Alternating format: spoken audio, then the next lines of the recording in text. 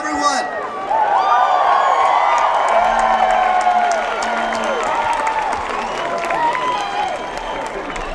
My name is Tim Disney. I'm the chairman of the Board of Trustees, and it's my great honor and pleasure to welcome you to CalArts Graduation 2015.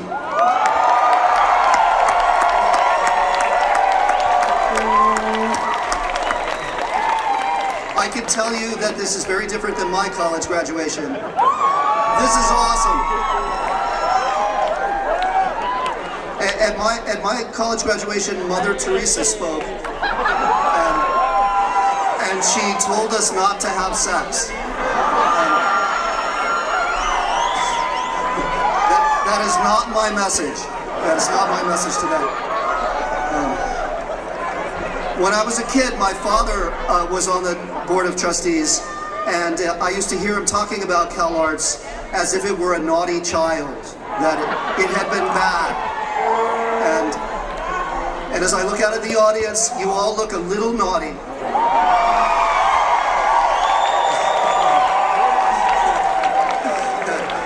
And so I suppose it's traditional for people to give advice at graduation, and my advice is to stay naughty.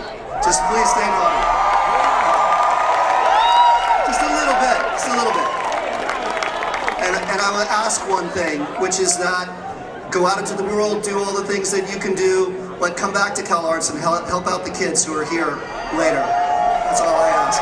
So, congratulations to all the graduating students, to all the parents, friends, and family who supported them, because it's a pretty bold choice to send your child to this school. I have a 19-year-old, and I can imagine being a parent and saying, is this really the right choice?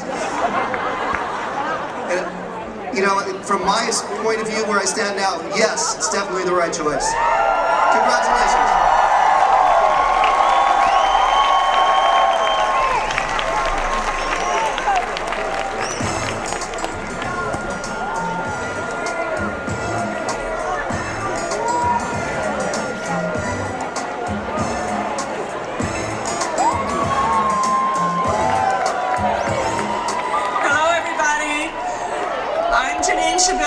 I'm the provost here at CalArts, and it's my job to tell you don't have sex.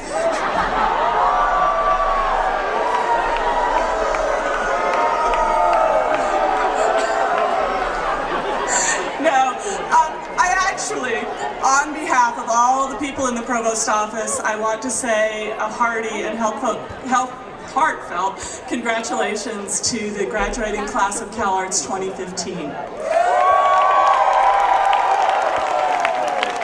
And then, from the bottom of my heart, I want to say to you that there are only several times in your life that everyone that you love and many people that you've become friends with and many people who have supported you come together to celebrate you. So as we embark on the next 3 hours or so of celebration, I'd like to invite you all, the graduated class, to look around you for just a moment at all of your family and friends and your faculty and your deans and the staff here at CalArts and say thank you to them.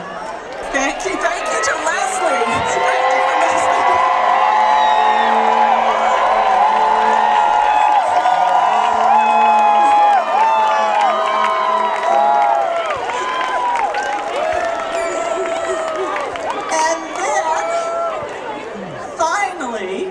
I also want to say that it's not only students who are going on to the next phase in their lives here beyond CalArts. I'd also like to take a moment to acknowledge our incredible faculty who are retiring this year. And so we say a special thank you to Fran Bennett and Stephanie Young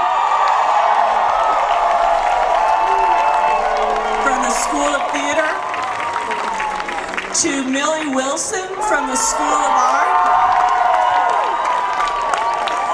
to Bill Powell from the School of Music,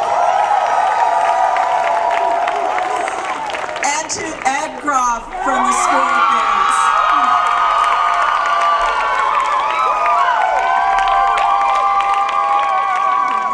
All of you graduates, And as Fran Bennett would say, not retirees, but are people who are going on to do something else beyond CalArts.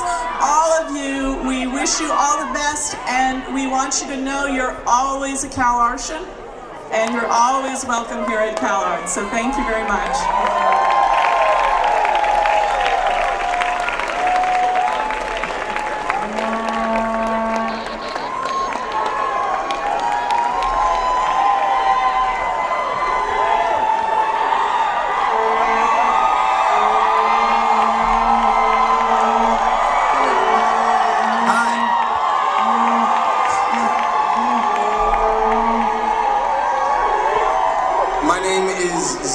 I'm the Student Council President, and I am graduating in about 3 hours. I'd like to tell a story. My first year at CalArts, I was in a class taught by Nataki Garrett,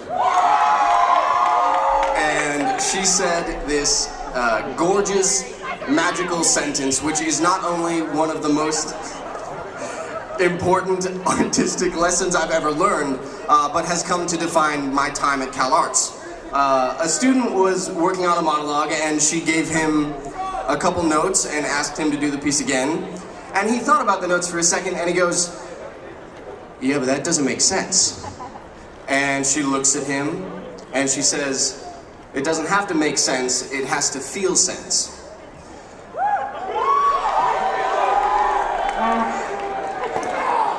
CalArts, more than any place I have ever been, feels sense. I can't always understand it logically, but it feels sense. It has become this experimental haven, just this beautiful, eclectic, electric, naked sanctuary for these powerful, imaginative, curious, naked young artists. And how wonderful is it for the world that there are people who treat art, who treat culture making not as something that just happens on its own, not as a hobby even, but as a discipline, as something that requires dedication and hard work and missing a whole lot of sleep. And hours upon hours upon hours in practice rooms and studios and cubicles, working and reworking and perfecting and imperfecting, because frankly, who wants to be perfect anyways? And the work that comes out of it is so heartbreakingly honest. It is so dangerous and sincere and vulnerable and raw and revolutionary that it could not possibly have been born out of anywhere that is not a sanctuary / naked laboratory. Because CalArts is what it is because of the people here, I want to take a second to the faculty, to the administration and the deans and the staff and the non-graduating students. I wanted to thank you. It has been an honor and a pleasure learning from you. And to the class of 2015, you are really weird. You are the most inspiring, innovative people I have ever met. It has been so much fun playing with you all, and I really think we're gonna have a lot of fun taking over the world. So wherever you go, whatever you do it with courage, do it with love, compassion, gratitude, and feel your own sense. Thank you.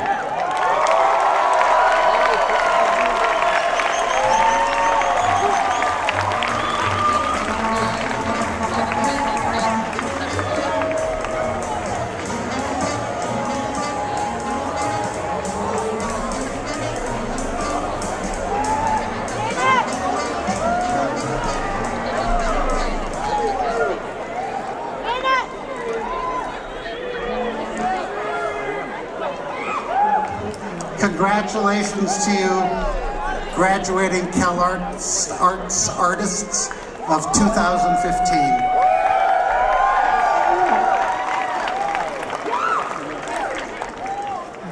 As I look out at you and at the family and friends arrayed in the rows behind you, I'm filled with admiration and with hope.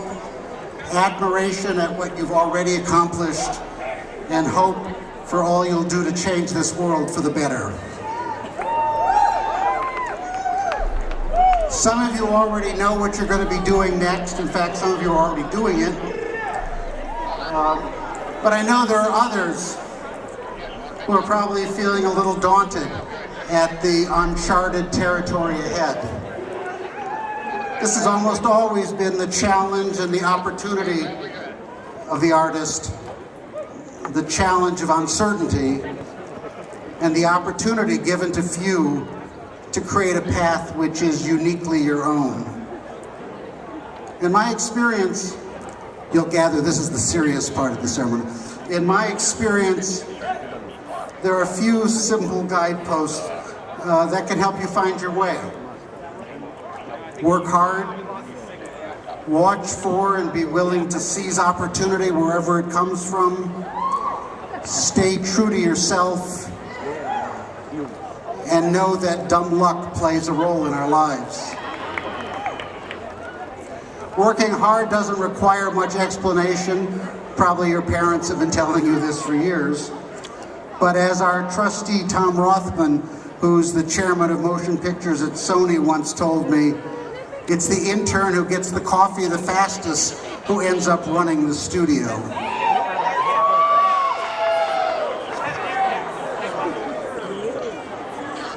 Today, you know, this all just seems perfectly natural to me, I have to say. Sometimes speakers say, keep it weird. I can't see anything weird anymore. Just, this is CalArts. Today, more than ever, it's essential to stay alert, to identify and seize opportunity wherever it comes from. The worlds of the arts and of entertainment are in this constant tumult of change. What not long ago seemed impossible, that the best dramatic writing would be on cable TV, that you wouldn't need a record company to carry your music in the world, that strangers would invest in your next work via internet campaigns. What was once unimaginable is now commonplace. With every change, some people are hurt and disadvantaged, and others find new opportunity. Keep your eyes open, and this means looking not just locally and not just nationally, but internationally.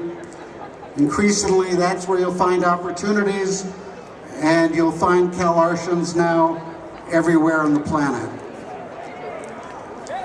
Staying true to yourself is the hardest advice to follow, because we keep changing, and self-knowledge is the hardest kind of knowledge to acquire.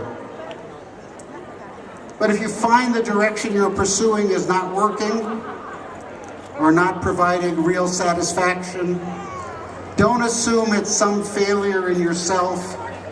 It may just be that you've set out in the wrong direction. I was already a professor at a research university before I realized that I wasn't finding being a literary scholar satisfying, but in fact was happiest solving problems with others. How I'd managed to miss that, I still don't know. At that time, when I was scrambling to make a change in my own life, I could not imagine that what was really a scary transition, giving up what I'd prepared for, I thought, my whole life, would lead me to the joy of being at CalArts. Only later, once I was here, could I look back and realize that CalArts is what I'd been preparing for since I was a child. And then there is dumb luck. I hate luck, good and bad. I hate that it should play such a role in our lives. Working hard, staying true to yourself, keeping your eyes open can increase the odds that when luck comes, it'll be good luck. but it's luck nonetheless. When I was hungry for a change in my own life, an opportunity turned up for which I was clearly not qualified. But behind the scenes, it turned out that they were looking for someone just like me. And I was set on a new path that I couldn't have imagined. Remembering the role of luck is especially important for realizing that when something that feels as if it should have gone your way doesn't, this probably has little or nothing to do with you. And it's just there were factors behind the scenes that you didn't know about. Dumb luck. To increase the odds that your luck is good luck, grapple your family, friends, and classmates to you. Very few people, and I think someone already said this, but very few people will ever share as much with you or care as much about you as they do. The odds are very good that these are the people you'll find yourself working with 10 years, 20 years, 30 years from now. Help them when you're in a position to help, and they'll surely be there for you when you in turn need help. I'm glad you do. I'm sorry, it's the job of the president to be solemn. It's almost over. And finally, two very practical, non-theoretical pieces of advice. First, join the Alumni Association. This is really important because you go out this door and you change your emails and we lose track of you. And we don't want to. Plus, if we lose track of you, we can't help. The Alumni Association, isn't it free already?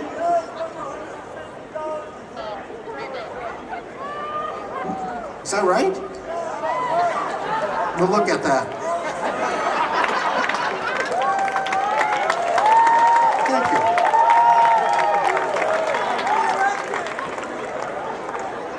Anyway, what I'm... No, we'll look at that. The point is, wherever you are, and some of you will go to cities where you don't know anyone, there will be CalArts people there, and if you link up with the Alumni Association, they'll link you up with people who you already share a lot with. And second, know that the new Patty Disney Center for Life and Work is meant to help alumni as well as current students. If there's an aspect of making your way in the world for which you don't feel adequately prepared, contact the center, ask the staff for advice about how to develop the skill you think you're lacking, and seek their counsel in thinking through the next steps in your life and work. It's a new outfit, but they're there for you. It's a nice day, isn't it? This is the dumb metaphor part. Yesterday and today it rained, finally, in this long drought. That counts as good luck, that it should rain. And today the sun is out, which is double good luck. Let's take this as an omen that you will be nourished and continue to grow, and that you in turn will help nourish this sometimes parched world of ours, helping create a wiser, more generous, more humane life for us all. Know that back here on campus, we will be watching, cheering you on, and taking pride in all you accomplish in your life and work. Congratulations to you all.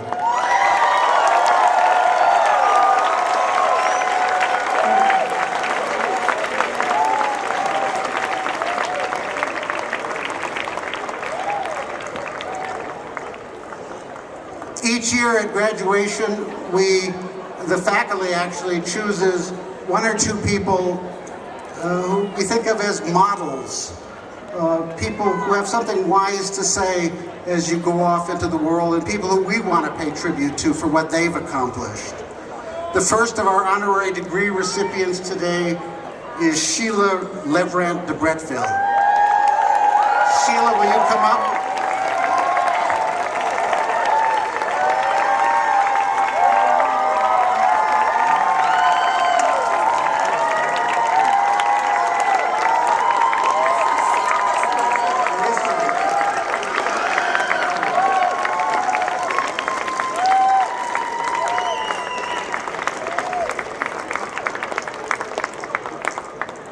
I want you all to know who this woman is.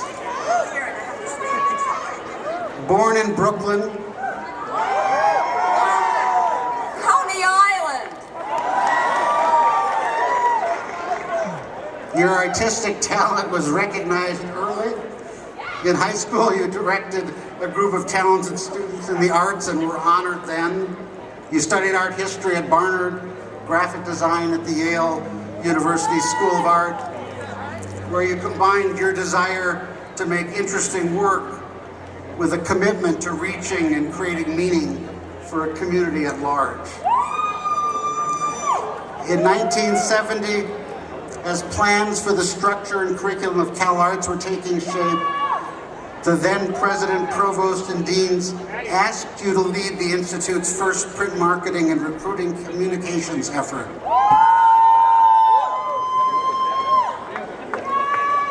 Using the freedom you were granted, you not only designed the visual look and feel of the material, you also created the content.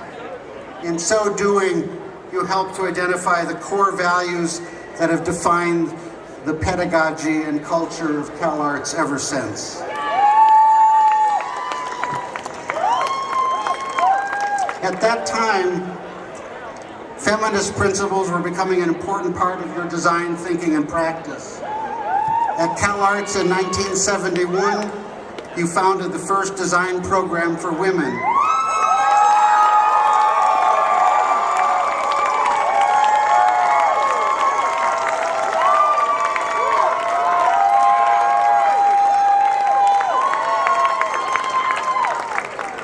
And later co-founded the Women's Building, a public center dedicated to women's education and culture.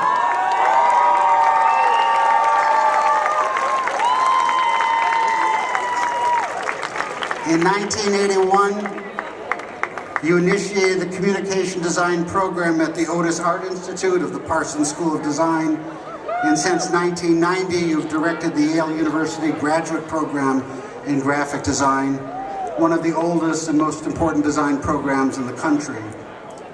You've described your teaching agenda as person-centered and encourage your students to put and find themselves in their work, to let the differences between them be visible in everything they do. It's the student's job, you said, to figure out what they want to say and to whom they want to say it. Sheila Levrant de Bretteville, we honor you today for your many significant contributions as a graphic designer and educator, for your unflagging commitment to feminist principles and the social good, and for your singular contribution to the history of CalArts.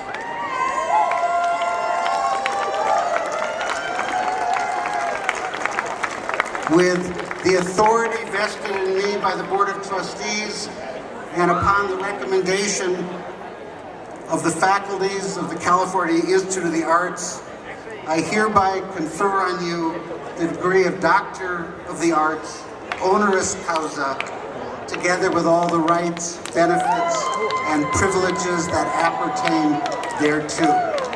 Sheila, congratulations.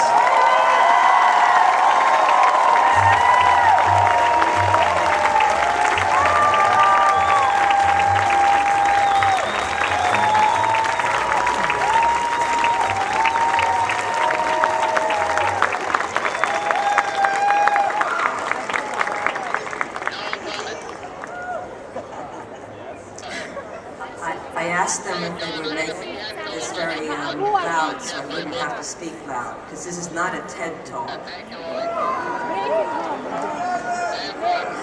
So I wanted to thank you for inviting me back to be a participant in your graduation ceremonies. And I want to tell you that I didn't hesitate for a second when they asked. I said, yes. Now I'd probably say,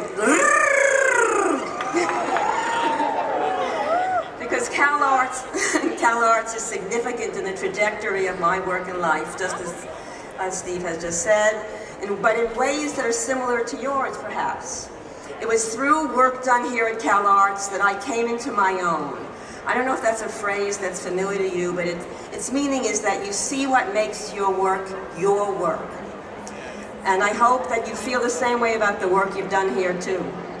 CalArts brought me to LA to give visual form to this new instance vision, but the important part for me is that I felt exceptionally free to choose where the school's values corresponded to my own egalitarian, participatory, democratic values that were informing my practice. Wow. And when the first students arrived, I taught for the first time, making my first mistakes as a teacher, but creating a pedagogy largely shaped by Paulo Freire. And if you've never read him, you might want to, because this is what he said. He said that what the educator does in teaching is make it possible for the students to become themselves. And I assume that's what you've been doing for the last 2 or 3 years. Many of us then were like you now, experimenting with new forms of making, working to establish equitable relationships in regard to race and gender, as well as working on alternatives to conventional, and this is definitely alternatives to the conventional, hierarchical abuses of power, whether hidden or visible. It was a time when we were no less actively and spontaneously addressing unpredicted possibilities and unimaginable futures that you are also doing now. Oscar Wilde once said, "A map of the world that does not include utopia is not even worth glancing at, for it leaves out the one country at which humanity is always landing." And it's with that sense of adventure and optimism that I came west. During my first week here, Richard Farson, who was then Dean of the Design School, not only told me that I'd become a leader in the resurgence of feminism, even more presciently he stated there is more difference within each sex than there is between the sexes. And along with understanding the work I wanted to do and would do without anyone asking me to do it, came into my own broad understanding of how varied the meanings of identity can be. And at that moment, the myriad differences and similarities between identities and sexualities we recognize today were not anywhere as apparent as they are now. Our groups were based more on what we had in common, making it difficult to see the potential inherent in differences. During those first years at CalArts, I made lasting friendships that continue to sustain me in my work wherever I am and wherever I go. And in this spirit of mutually sustaining connections, I ask you to look sideways, to pay attention to the connections you have with the people here today, the relationships you created while at CalArts. I'm suggesting that these connections, from the familiar and the particular to the collective, can be creative and sustain you and your work. It's my experience that an undergraduate and graduate education in the arts is a very special place where it's possible to discover what's unique in yourself and where you can create an open circle of supportive peer relationships. This inclusive and diverse network, animating and enhancing the work life of students, is a horizontal formation quite different than the exclusive power gatekeeping of the old boys club model.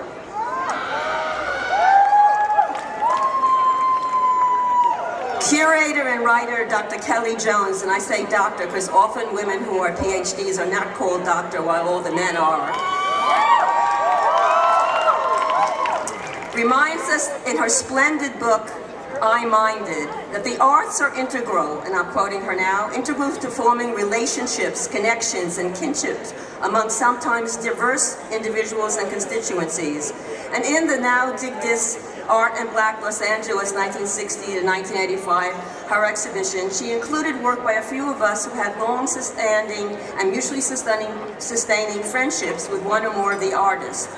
And this choice to install work made by friends confounded some of the visitors, one of whom is even, or was, one of your faculty. The singular individual creator is one of the most lauded and potentially isolating notions in American thought. An alternative, more contextual idea is that the art school, this art school, provides the site and the time to create a sense of unfettered inspiration and agency as fundamental to the creation of an identifiable, idiomatic, visual expression as it is to the creation of networks to support you and the work you do. So pay attention, as this is when and where it was been possible to enact new ideas, which I saw plenty of in this last period of time, as if there was nothing whatsoever holding you back, and I don't think you're holding anything back, so I'm not worried about you.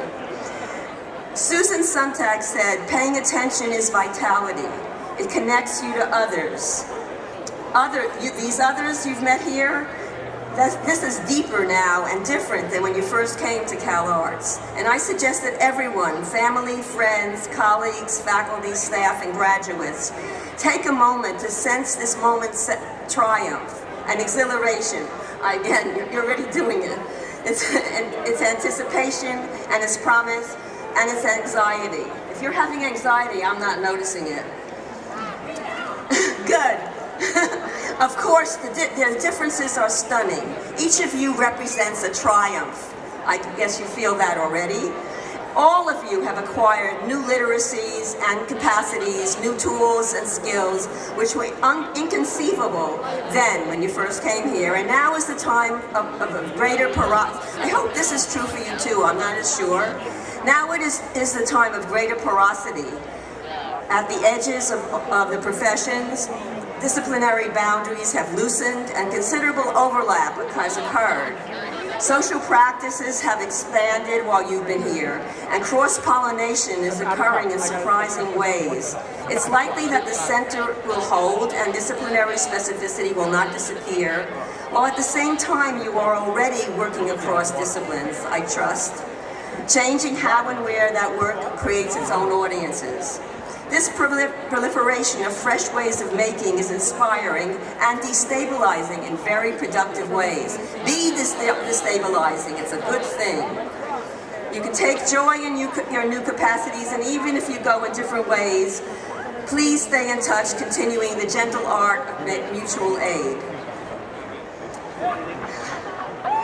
Your connections are much deeper and take different forms than when you first came to CalArts. Admittedly, there is abundance uncertainty now, and it is especially disconcerting to those here today who see having a job with a salary and clear benchmarks as being more secure. At another commencement, the mother whispered to me, "Do you think Forrest will get a job?" And I smiled and I said, "If Forrest wants a job, he'll get a job." This parent only needed some assurance. Her son had acquired a very wide bandwidth of skills with which to create and recreate his own life. So try thinking of your work as iterative, the first in a series of works yet to be derived from it. And during the next decade, your work could shift and change from what you studied here. You might create new networks while the people you connected with here continue to be part of your life. At CalArts, you not only produced work, you also produced yourselves.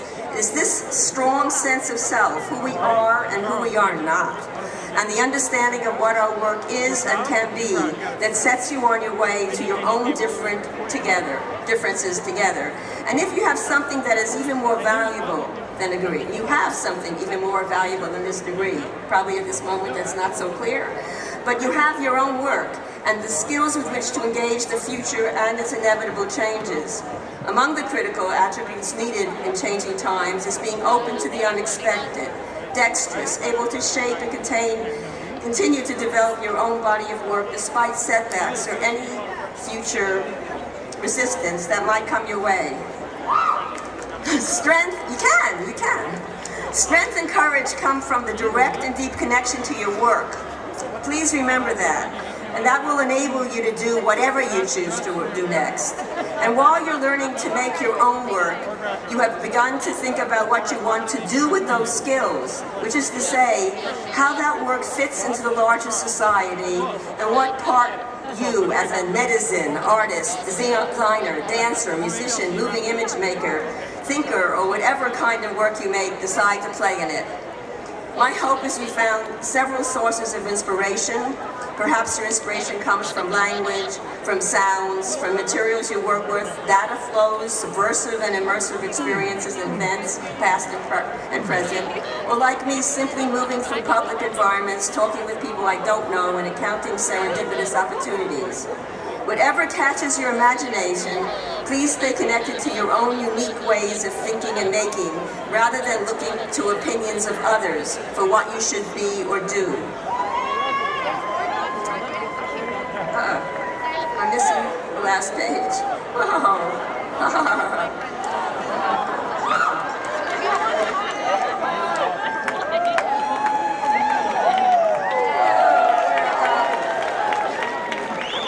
Don't tell me I was slipping away here. I'm almost through, I'm sorry. No. Oh dear, how could that happen? At any rate, I'll just make it up.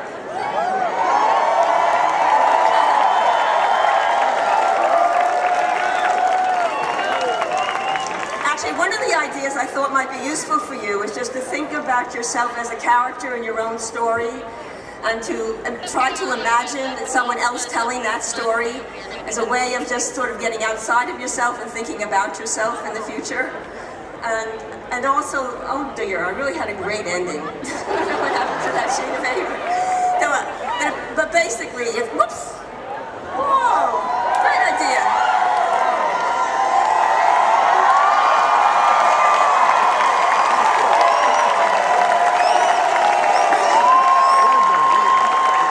I encourage you not only to look sideways, but to look forward.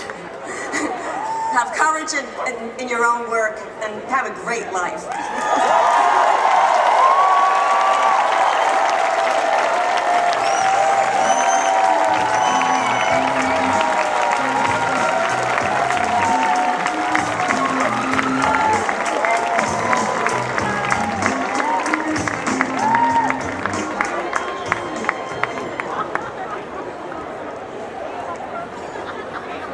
Our second honorary degree recipient today is David Wilson. David, would you come up?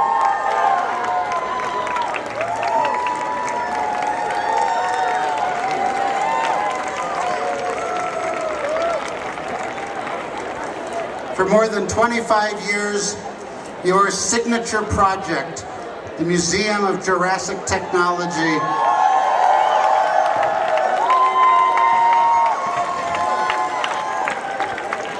has been a beloved Los Angeles institution. Looking to the pre-modern age of exploring the natural world, the museum offers visitors the rarest of gifts, the experience of genuine wonder, and with it, the stirring of human imagination. There you demonstrate how we can conceive extraordinary things and envision the miraculous. Co-founded with your wife, Diana Wilson, the Museum of Jurassic Technology is a witty homage to the 16th century Wunderkammer, Cabinet of Wonders, the predecessor of the Natural History Museum. At your Venice Boulevard sanctum, the eclectic, meticulously staged displays often defy belief, but always carry poetic truth, bringing us into intimate encounters with strange artifacts, improbable feats, apocryphal tales, and far-fetched dreams and obsessions that nevertheless ring surprisingly familiar. We learn about the sacrificial journey of the Cameroonian stink ant. You don't want to go into that. We learn about bats that phase shift through solid objects, and theories of forgetting from a memory researcher himself lost in time. Fanciful stories, to be sure, yet each one abounds with rich truth. The museum has proven the perfect vehicle for integrating your long-standing interests. You first studied science at Kalamazoo College, and as a graduate student here at CalArts, you began making experimental animations, intricately crafted, mesmerizing films that reintroduce the optical devices and methods of pre-cinema. In your Jurassic Technology exhibits, you join parascientific exploration with ingenious presentation design in order to cast a soft light on the creative processes by which we generate meaning, the myth-making that is as integral to the shape of the world as nature itself. David Wilson, the CalArts community is delighted to recognize your exceptional work and to honor you accordingly. With the authority, you should know his daughter also went to CalArts. With the authority vested in me by the Board of Trustees and on the recommendation of the faculties of the California Institute of the Arts, I hereby present you with your second CalArts degree, the degree of Doctor of the Arts, honoris causa, together with all the rights, benefits, and privileges that appertain thereto. David, congratulations.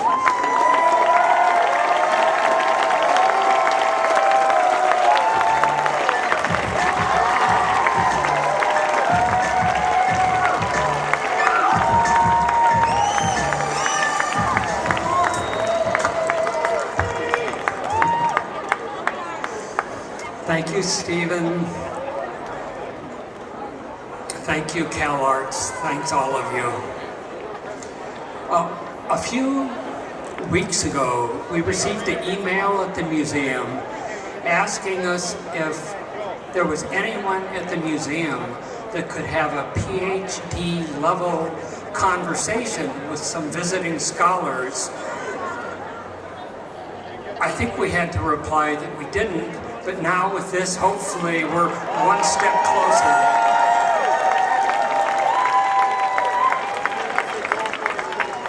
For those of you that don't know, if Stephen didn't beat it into the ground, we're a small museum in the Culver City area here in Los Angeles. We've been there for almost 30 years now.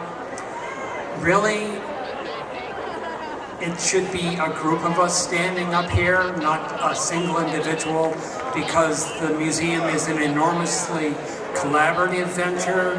There should be 6 or 7 of us at least standing up here.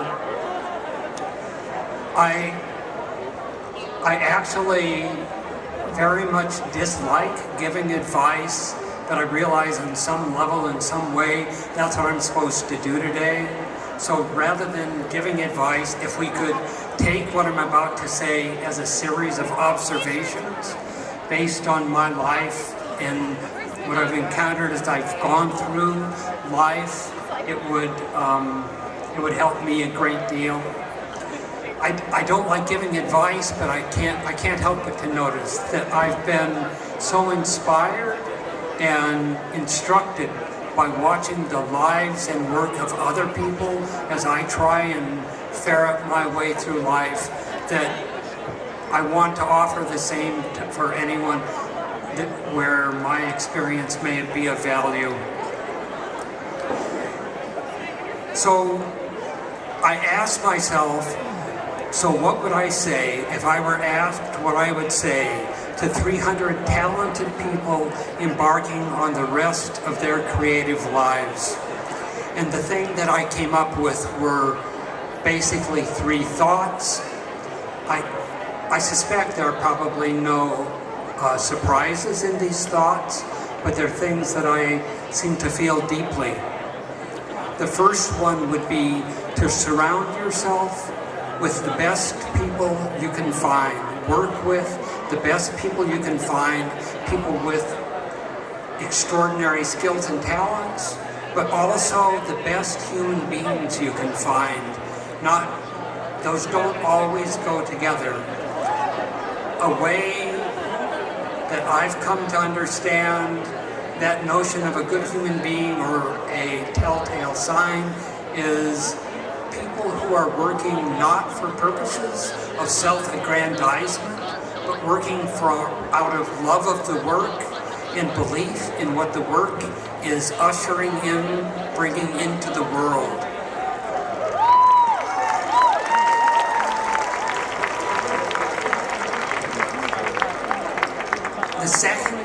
The second thought that came to my mind is to truly listen to and learn to trust your intuitions and inspirations at all costs.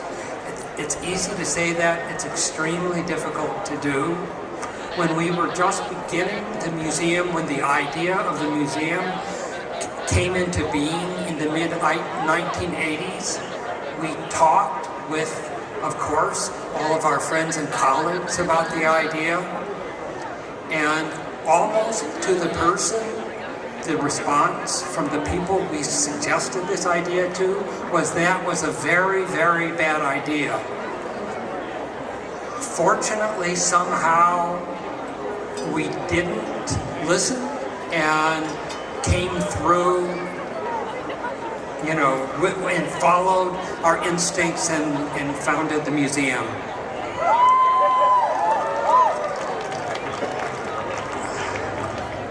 Before I throw out the third thought, let me say that just this afternoon, I was talking with a person that knows me very, very well, and even though I hadn't ever mentioned to her that this event was going to take place this afternoon and there was going to be this honorary degree, I brought it up, and she said to me immediately, "Well, why are you doing that? That doesn't sound very much like you." And the response I heard coming out of my mouth was, she said, "Why are you accepting this?"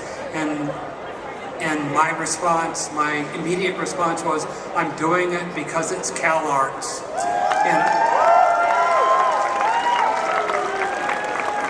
And I enormously believe in CalArts. As Steven mentioned, my daughter, Dan Ray, graduated from CalArts in puppetry about 5 years ago this week. She came this morning into my trailer and we were talking about CalArts. She asked, or I asked her about her experience at CalArts. She said, "Dad, I know that was very expensive, but it was profoundly worth it. It changed my life."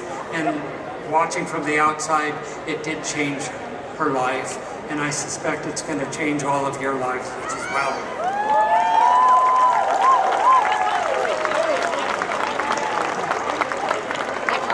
I asked her, "So what should I tell the 350 graduating people?" And she said to tell them, "Don't worry, it's only going to get better."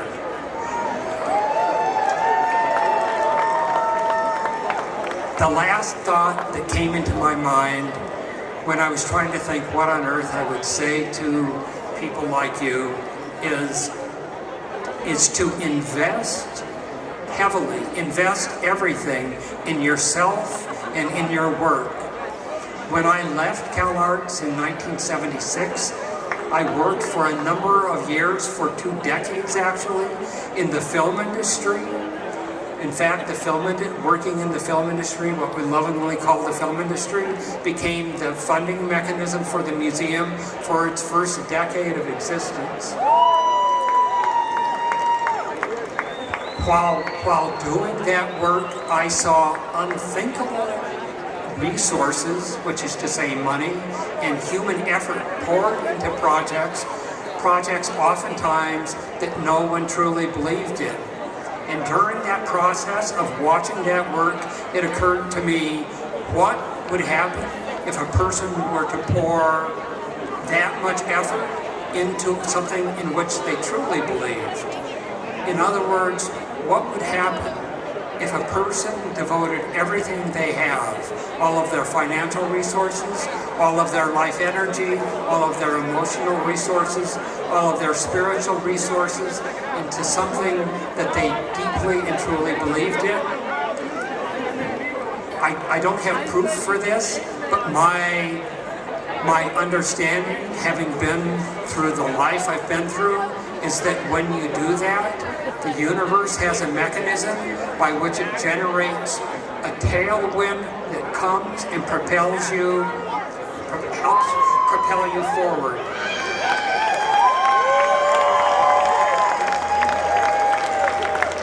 Now, in fairness and honesty, that doesn't suggest in any way that things get easy, because they don't. Following that path is actually very hard, and the difficulty truly never lets up, but it's absolutely worth it. Think of energy in a resistant medium. Energy alone is in free space is of no value and not interesting. Energy that encounters resistance becomes matter. That's the core of creation.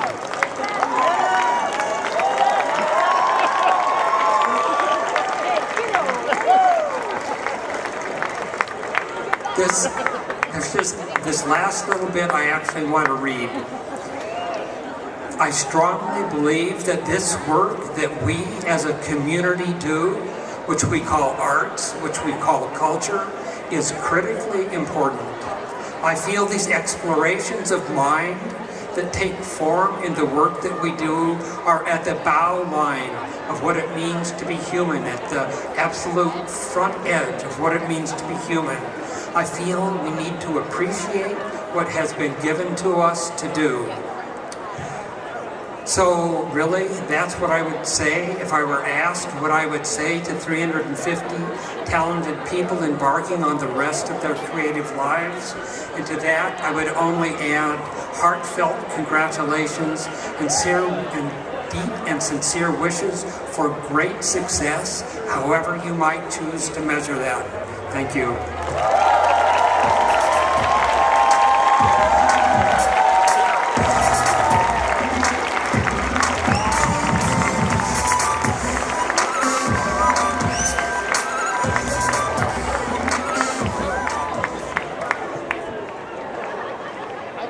I urge you, if you haven't figured out how you're going to celebrate tomorrow, to go visit the Museum of Jurassic Technology. It is a wonderful place. At this time, everyone be quiet for just a moment. Fat chance. What's about to come at this moment is your actual graduation.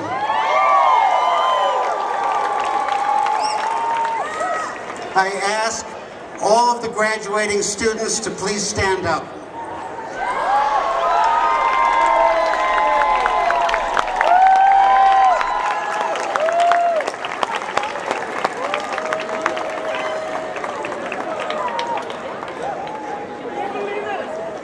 With the authority vested in me by the Board of Trustees, and upon the recommendation of the faculties of the California Institute of the Arts, I hereby confer upon you the degree of Bachelor of Fine Arts,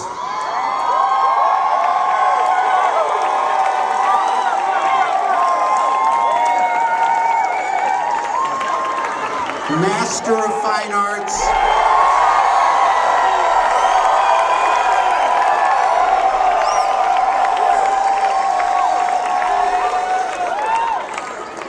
or Doctor of Musical Arts.